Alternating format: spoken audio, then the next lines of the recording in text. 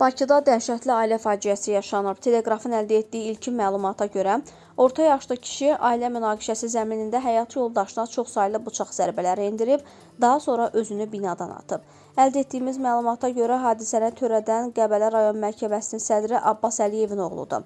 Hadisə nəticəsində ər və arvadın öldüyü bildirilir. Hadisə Xətai rayon ərazisində qeydə alınıb.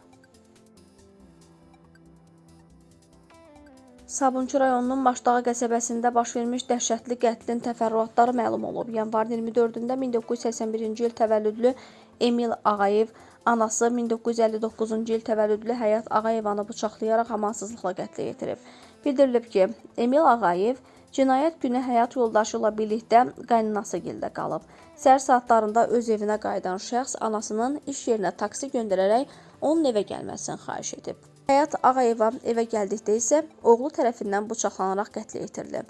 Qonşuların sözlərinə görə Ağayevlər ailəsi məhəllədə zəhmətkeş və sakit insanlar kimi tanınıblar. Elə bir ailə idilər ki, bu işə heç kim inana bilmir. Çox gözəl ailə idilər. Anası namuslu qadın olub, Emil isə namaz əhli idi. Heç kimin onlardan məhəllədən narazılığı olmayıb. Deyəsən oğlan abo evində işləyirdi. Anası da toyuq fermasında. Zəhmətkeş qadın idi. Oğlundan savayı qızı da var idi. Özümüz də şokdayıq. Necə olub, belə bir hadisə olub.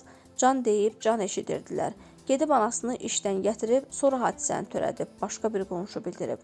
Qonşulardan bəziləri Emilin namaz əhli olduğunu bildirsə də, digərləri onun narkotik vasitə istifadəçisi olması barədə iddialar səsləndiriblər. Eşitmişik ki, belə şeylər edir.